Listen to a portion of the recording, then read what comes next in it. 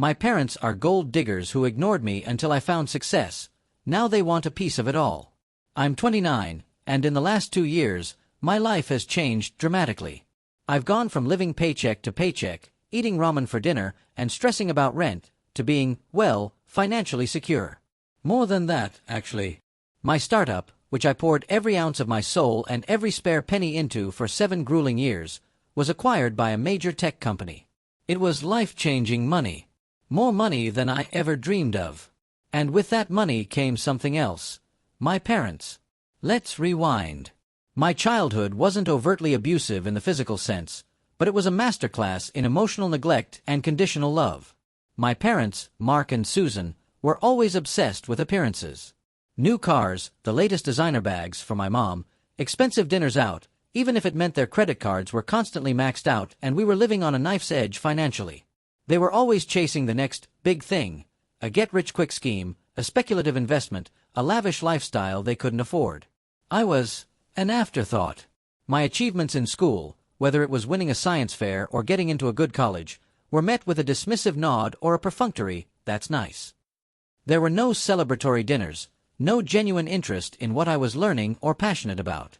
My dad would occasionally boast about my grades to his friends, but it always felt like he was talking about a prize-winning show dog, not his son. My mom was usually too engrossed in the latest gossip or planning her next shopping spree to notice I existed beyond being someone to occasionally order around. I remember my 10th birthday. All I wanted was a specific Lego set.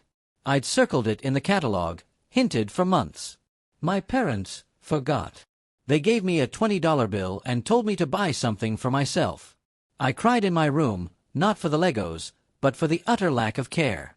That set the tone for pretty much every milestone. Graduations were missed or only attended if there was a good photo opportunity for them. My first apartment, which I scraped together enough money for at 19 after working 2 jobs through college, they never visited. Not once. They'd occasionally call, usually to ask if I could do them a favor or if I had any extra cash, which I never did. When I told them I was dropping out of my mediocre state college, which I was paying for myself with student loans and part-time work, to pursue this insane idea for a tech startup, my dad just scoffed. "Another one of your pipe dreams, my name?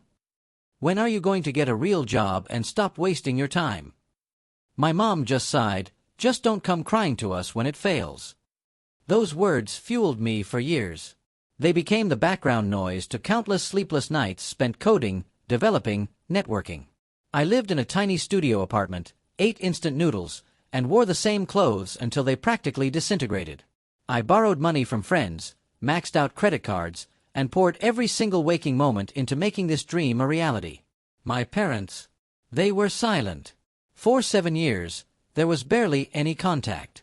A Christmas card here, a text message there. Never once did they ask how the business was going, if I needed help, or even if I was okay. I might as well have been a ghost. Then, the acquisition happened. It was big news in the tech world. My name, and the name of my company, were everywhere. Interviews, Forbes articles, the whole 9 yards. Suddenly, my phone started ringing. It began with a text from my mom. "Oh my goodness, my name. I just saw you on the news. We are so incredibly proud of you. Your father and I always knew you'd do great things." My stomach churned. Always knew. This was the woman who told me not to come crying to her. Then came the phone calls. Multiple calls a day. Texts filled with emojis. They wanted to catch up. They wanted to celebrate. They started showing up at my new, much larger, much nicer, apartment with flowers and bottles of expensive wine. They'd hug me tight, tell me how much they loved me, how I was their brilliant boy. It felt like an invasion. Like a performance. Then the asks started. Slowly at first. "You know, this old car of ours is really on its last legs. The repair bill alone would be almost as much as a new down payment." My dad, sighing dramatically over dinner I was paying for. "My friend just got the most gorgeous new diamond pendant. I was looking at something similar the other day, but you know, our finances are just so tight right now." My mom, batting her eyelashes. I dodged, I deflected. I offered to pay for a repair for their car, which they scoffed at. I bought my mom a nice, but not outrageously expensive necklace, which she received with a less than enthusiastic, "Oh, it's nice," but I thought, never mind. It escalated quickly. My dad pitched me a series of increasingly absurd business ventures: a chain of artisanal dog bakeries, an app for finding lost socks, a revolutionary new type of non-slip bath mat. Each one was vague, poorly researched, and clearly just a thinly veiled attempt to get a chunk of my money. He'd even brought printed-out, poorly designed business plans to my apartment, expecting me to hand over hundreds of thousands, if not millions, of dollars. "Son," he'd said last week, leaning back in my expensive leather office chair, acting like he owned the place, "your mother and I, we dedicated our lives to raising you. We sacrificed so much. And now that you're successful, it's only right that you help us enjoy the fruits of our labor." Our labor. My blood ran cold. The sheer audacity of it left me speechless. Their labor consisted of ignoring me, belittling my dreams, and making me feel like a burden. My mom's tactic was more insidious.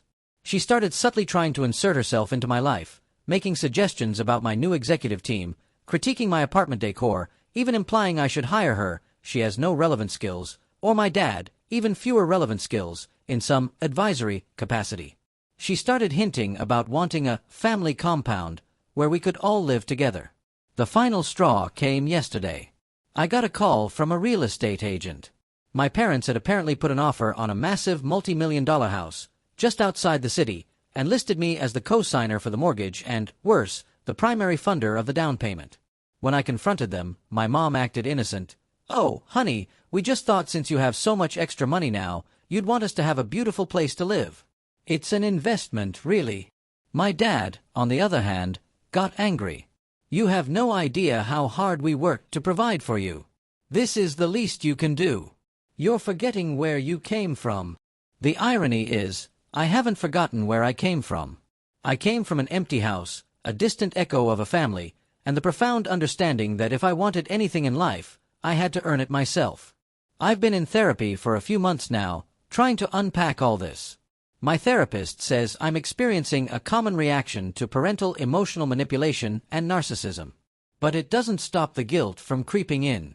They are my parents. They did raise me, however imperfectly. Don't I owe them something? Is cutting them off entirely too harsh?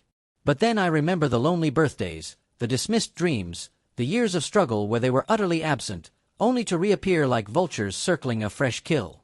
I remember the look on my dad's face when he laughed at my pipe dreams. I remember my mom's uninterested aha when I tried to share something I was passionate about. Reddit, I'm at a crossroads. Do I set hard boundaries, explicitly tell them no, and prepare for the inevitable fallout and emotional blackmail? Do I offer them a smaller, finite amount of money, just to appease the guilt and perhaps buy some peace, knowing they'll likely just demand more later? Or do I just go no contact and finally sever ties with the people who only see me as a walking ATM? Haite for not wanting to give my gold-digging parents a piece of my success, despite their claims of raising me? What would you do? How do you deal with family who only show up when there's something to gain?